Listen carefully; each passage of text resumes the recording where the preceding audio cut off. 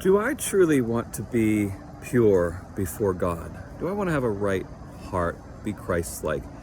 Do I really want to love my neighbor as myself? The only way I can know this is to constantly be aware of my motives. And so we want to explore that today. And if you've not watched the other videos in this series, we're considering a controversial issue and we're trying to walk through it in a Christ-like manner and with biblical perspective.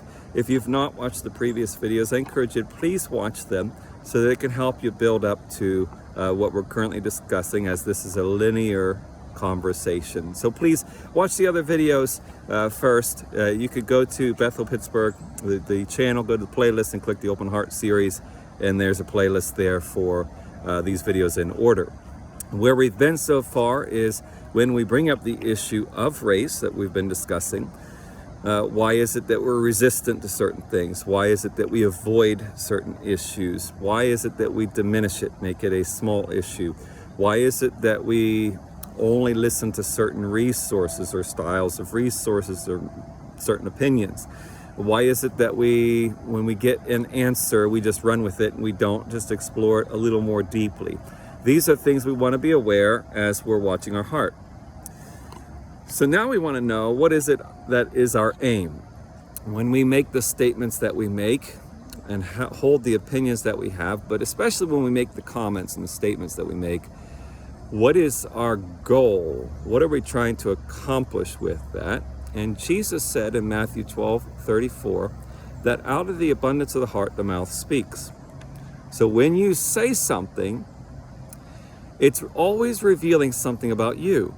It's revealing your heart, it's really revealing your motives, it's revealing your perspectives.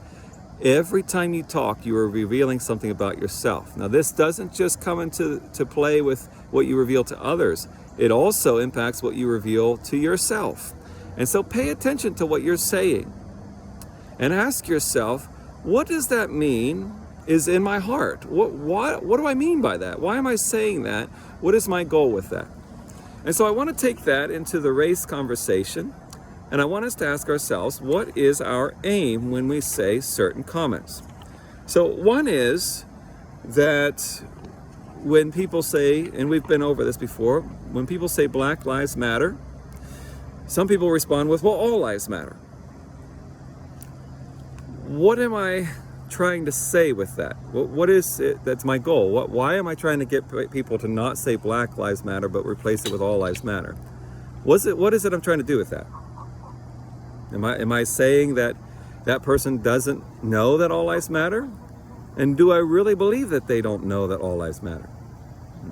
Do I think that they think that Black lives matter more than white lives? Is that really what I believe of that person? Especially if it's someone I know, because if it's someone I don't know, how do I know that? And note that every time that all lives matter, at least presently, it's only a response to the statement Black Lives Matter, as if it's a correction, as if it's saying that the line Black Lives Matter is wrong. It's not true. Just think about your aim there. What is it you're trying to say? Why is it a problem to say Black Lives Matter? Do you not think that Black Lives Matter? Are you rejecting that idea? What is it that's in your heart? Maybe that's not what's there. Maybe it truly is that you think that they're saying that only Black Lives Matter, and that's what you actually think is happening. But if that's what you think is happening, why is it that that's what you think is happening? Do you perceive black individuals as being racist? Is that your assumption? And is that potentially a prejudice that you see them that way? That is your assumption? So we want to make sure that we're asking ourselves the question, why is it that I feel that I need to correct the idea that Black Lives Matter? Just ask yourself, what is your aim? What is it you're trying to do?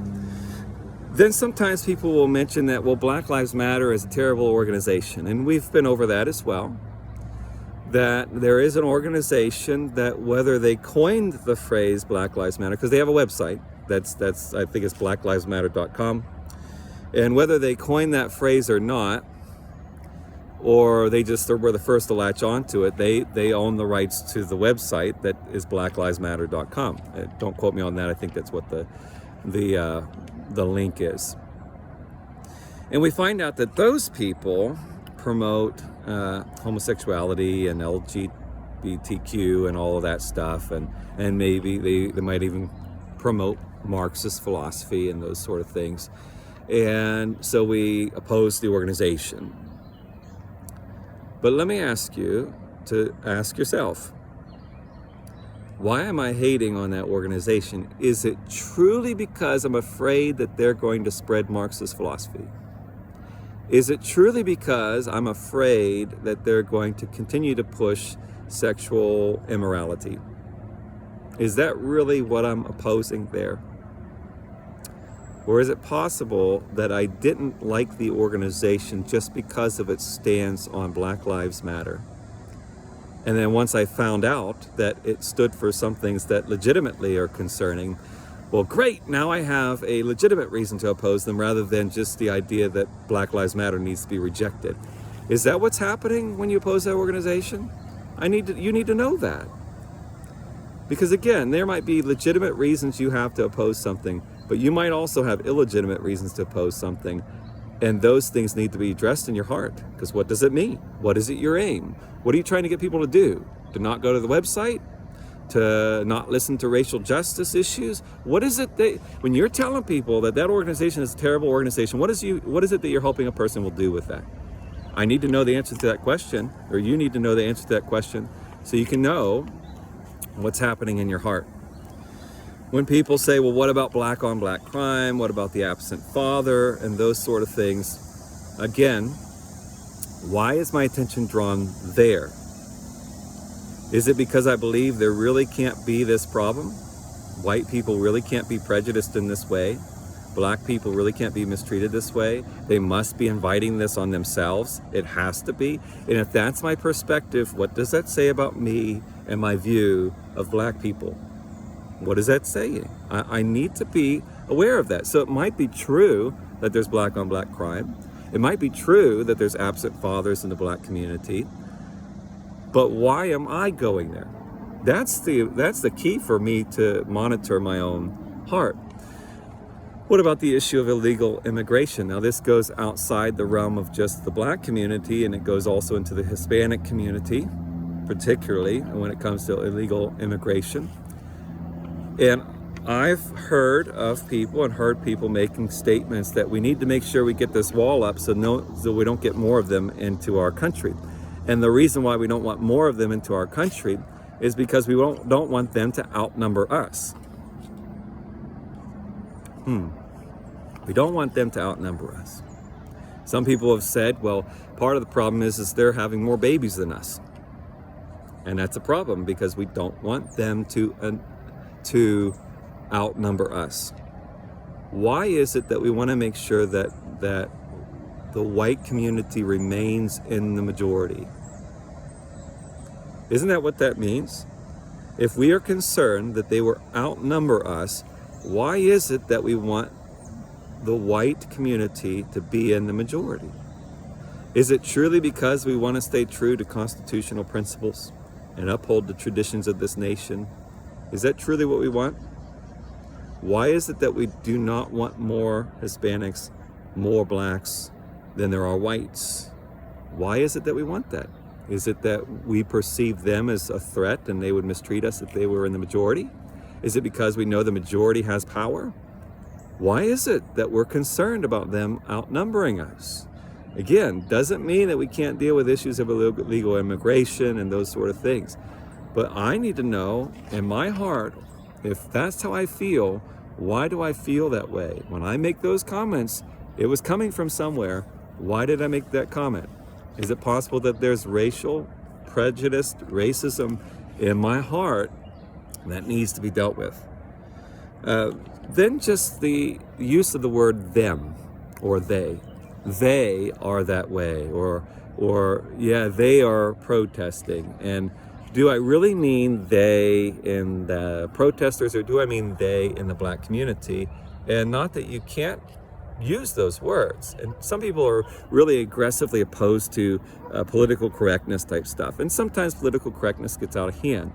But is there anything wrong with me examining my heart and saying, all right, let me pay attention to the words I'm saying. And it's not speech censorship. It's the things that I'm saying. Does it reveal hatred, prejudice, discord, animosity, bias in my heart that does unchrist-like things in me that renders me unable to truly love my neighbor? Does it say bad things about others and I end up slandering, which is also a sin in the Bible? Is that happening to me when I say they and them? So yeah, well, they are like that, or, well, we gotta be careful when one of them is around. And when you're saying they and them, it's not that it's a problem to say they or them. The problem is, what do you mean by that?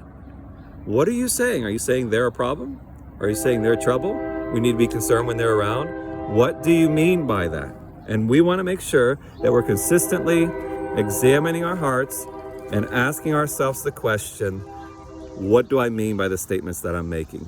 So I hope that you'll continue to reflect through this issue and have an open heart before Jesus. Don't be too hard-nosed with your political ideology, and let's make sure that we become pure individuals before Christ and we learn how to truly love our neighbor as ourselves.